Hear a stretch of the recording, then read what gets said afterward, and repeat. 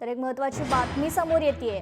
स्वातंत्र्य दिनी आत्मदहनाच्या प्रयत्नात चिंताजनक वाढ झाली आहे। प्रश्नांना वाचा फोडण्यासाठी हे टोकाचं पाऊल उचलण्यात आलंय। वर्ध्यात कंत्राटदारांचा आत्मदहनाचा प्रयत्न झालाय।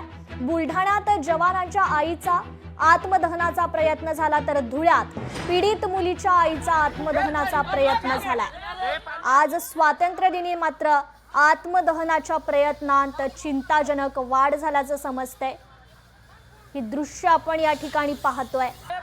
बुलढाण्यात एका जवानाच्या आईने आत्मदहनाचा प्रयत्न केला, तर धुळ्यात पीडित मुलीच्या आईने आत्मदहनाचा प्रयत्न केलाय।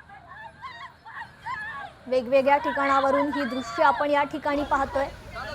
आज स्वातंत्र्य दिन आहे, पण स्वातंत्र्य दिनी मात्र आत्मदहनाच्या प्रयत्नात चिंताजनक वाढ झाल्याचं समजतंय।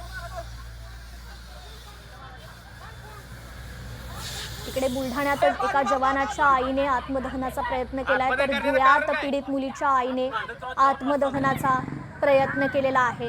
वर्ध्यात देखील एका कंत्राटदाराने आत्मदहनाचा प्रयत्न केलाय। त्यामुळे आता आत्मदहनाच्या या प्रयत्नात चिंताजनक वाढ झाल्याचं पाहायला मिळतंय। प्रश्नांना वाचा फोडण्यासाठी मात्र नागरिक टोकाचं पाऊल उचलताना दिसतायत। आज स्वातंत्र्य दिनी मात्र आत्मदहनाच्या प्रयत्नात चिंताजनक वाढ झाल्याचं समजतंय।